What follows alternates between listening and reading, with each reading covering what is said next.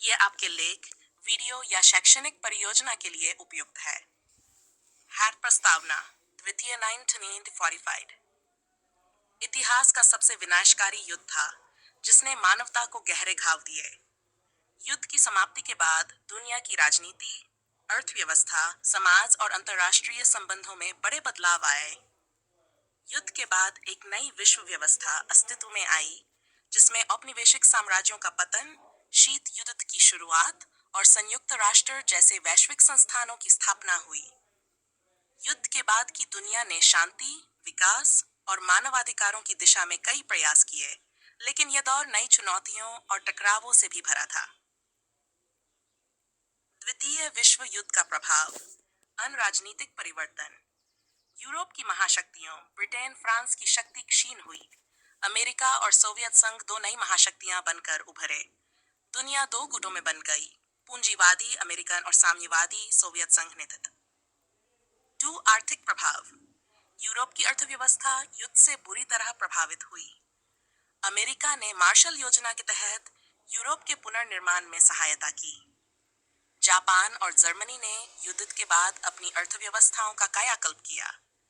सामाजिक प्रभाव, लाखों शरणार्थी, विधवा और अनाथ। यहूदी नरसंहार की भयावहता ने मानवता को झकझोर दिया। महिलाओं की भूमिका में परिवर्तन, अब वे कार्य क्षेत्र में अधिक सक्रिय हुई। संयुक्त राष्ट्र की स्थापना, 7 अक्टूबर 1945 को संयुक्त राष्ट्र का गठन हुआ। उद्देश्य था विश्व शांति बनाए रखना, मानवाधिकारों की रक्षा करना, आर्थिक और सामाजिक विकास को बढ़ावा देना। संयुक्त राष्ट्र सुरक्षा परिषद, महासभा, यूनेस्को, WHO जैसे अंगों के माध्यम से कार्य करता है। शीत युद्ध, कोल्ड वॉर की शुरुआत, युद्ध के बाद अमेरिका और सोवियत संघ के बीच वैचारिक टकराव शुरू हुआ। दोनों महाशक्तियों ने राजनीतिक, आर्थिक और सैन्य गठजोड़ बनाए। अमेरिका, नाटो, पूंजीवाद का समर्थन, सोवियत संघ, वार्सा संधि, समाजवाद का प्रचार। शीत युद्ध में प्रत्यक्ष युद्ध नहीं हुआ, लेकिन कोरिया, वियतनाम, अफगानिस्तान जैसे देशों में संघर्ष हुए। उपनिवेशवाद का पतन और स्वतंत्रता आंदोलन। द्वितीय विश्व युद्ध के बाद उपनिवेशवाद तेजी से समाप्त होने लगा। प्रमुख घटनाएं, 1947 भारत और पाकिस्तान को स्वतंत्रता। 1949 इंडोनेशिया सुप्रीट 6C के खेचक में अफ्रीकी देशों को स्वतंत्रता। उपनिवेशवाद विरोधी आंदोलनों ने वैश्विक राजनीति को नया रूप दिया। यूरोप का पुनर्निर्माण, मार्शल योजना के तहत अमेरिका ने अरबों डॉलर की सहायता दी। पश्चिमी यूरोप ने औद्योगिक विकास में तेजी से प्रगति की। जर्मनी और जापान युद्ध के बाद आर्थिक शक्तियां बनकर उभरे। एशिया और अफ्रीका में नए राष्ट्रों का उदय। एशिया में चीन में 49 में कम्युनिस्ट क्रांति हुई और माओ त्से-तुंग सत्ता में आए। कोरिया और वियतनाम में गृह युद्ध और विदेशी हस्तक्षेप हुआ।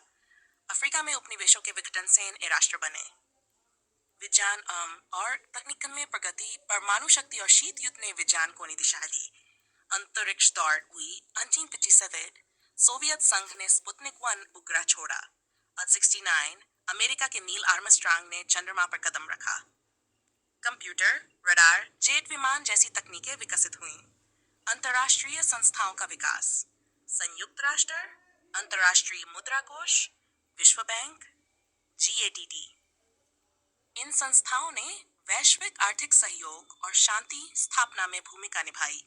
नई समस्याएं, परमाणु हथियारों की होड़, अमेरिका और सोवियत संघ में हथियारों की स्पर्धा। शरणार्थी समस्या, युद्ध और उपनिवेशवाद के पतन से लाखों लोग शरणार्थी बने। नस्लवाद और रंगभेद, दक्षिण अफ्रीका जैसे देशों में रंगभेद नीति का विरोध शुरू हुआ। भारत पर प्रभाव, स्वतंत्रता के बाद भारत ने गुटनिरपेक्ष नीति अपनाई। पंचवर्षीय योजनाओं के माध्यम से आर्थिक विकास की नींव रखी। शीत युद्ध की राजनीति में संतुलन बनाए रखा। निष्कर्ष, द्वितीय विश्व युद्ध के बाद की दुनिया नई आशाओं, नए खतरों और नए संघर्षों की दुनिया थी। इस दौर ने उपनिवेशवाद का अंत, लोकतंत्र और मानवाधिकारों की मजबूती और विज्ञान तकनीक की तेज प्रगति देखी। हालांकि शीत युद्ध, परमाणु खतरा और आर्थिक असमानता जैसी चुनौतियां भी इस समय सामने आईं। इस दौर ने आज की वैश्विक व्यवस्था की नींव रखी। विरासत, संयुक्त राष्ट्र और अंतर्राष्ट्रीय संस्थाओं की स्थापना, उपनिवेशवाद का अंत और नए राष्ट्रों का उदय, शांति और विकास की दिशा में वैश्विक प्रयासों की शुरुआत।